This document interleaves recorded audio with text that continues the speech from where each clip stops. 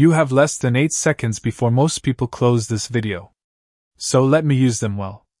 If your salary hits your account and disappears within a week, this video will change that. Not with theory. Not with a spreadsheet you'll never open again. With 5 moves you can make starting today, even if you're barely covering rent right now. Here's the lie you've been told, that saving is about how much you earn. It's not.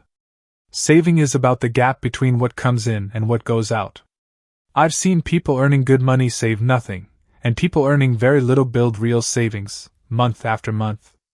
The difference was never the paycheck. It was the system. So forget waiting for a raise. Let's build the system with what you have right now. Move 1. Find your leaks. For the next 30 days, write down every single expense. Not what you think you spend, what you actually spend. The tea on the way to work. The extra data pack. The snack you barely remember buying. At the end of the month, you will see money disappearing into places you never noticed. This isn't about guilt. It's about turning on the lights in a room you've been walking through in the dark. Move 2. Sort it. Split everything into 3 buckets. Needs, rent, food, transport, utilities. Wants, things that add real value but aren't essential. And waste, money spent on nothing, things you don't even remember.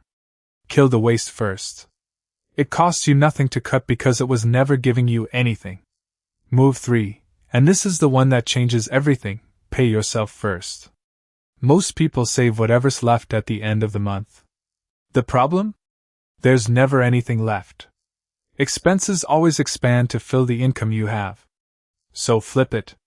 The second your money lands, move a fixed amount into savings, before you spend a single unit on anything else. Then live on what remains. That's it.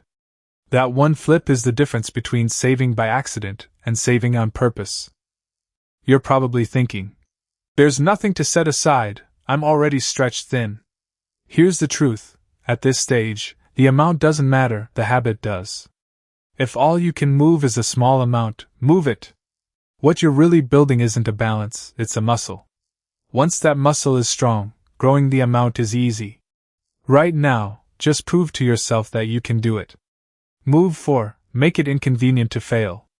If your savings sit in the same account as your spending money, you will spend it. That's not a character flaw, that's just how the brain works. Out of sight, out of mind actually works in reverse too, in your favor. Open a separate account. Pick one that takes an extra step to withdraw from. That tiny bit of friction is what stops a bad decision at 11 at night. Now, before anything else, before investing, before extra spending cuts, build an emergency fund. This isn't a step for people who already have money. It matters most for people who don't, because one unexpected bill without a cushion pushes you straight into debt. And debt on a low income is a trap, because interest eats money you never had room to lose. Start small.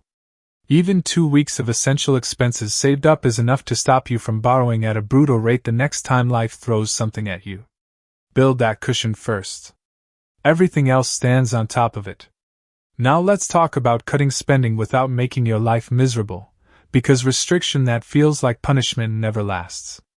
You don't need to give up everything you enjoy. You need to hunt down the expenses that are recurring and invisible, the forgotten subscription, the data plan that's bigger than you need, paying full price out of habit when a cheaper option sits 5 minutes away. Fix those once, and the savings repeat every month without you lifting a finger again. Cooking at home instead of buying food outside is probably your single biggest lever. Because food is usually the largest expense you actually have control over. You don't need to swear off eating out forever. Just flip the ratio. 5 times a week outside becomes twice. That shift alone frees up real money, every single month, without feeling like a sacrifice.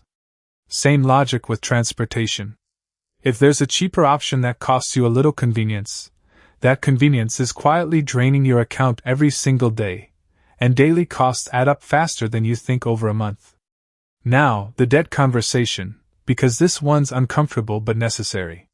If you're carrying high-interest debt while trying to save, that interest is quietly canceling out everything you're doing. Paying off high-interest debt is, mathematically, the The same as earning a guaranteed return equal to that interest rate, and no investment on earth gives you that return with that certainty. So the order matters. Build a small emergency fund first, then throw everything extra at that debt before you focus on growing savings. Debt-free and saving beats saving, while debt eats you alive from the inside. And don't stop at spending. Saving isn't only about cutting, it's also about expanding what comes in. On a low income, there's a limit to how much you can trim, but there's no ceiling on what you can eventually earn. Look for a skill you already have that someone would pay for. A few hours of freelance work. Something sitting unused that you could sell. Because your baseline expenses are already covered, every bit of extra income can go straight into savings, untouched, unspent, compounding. Automate what you can.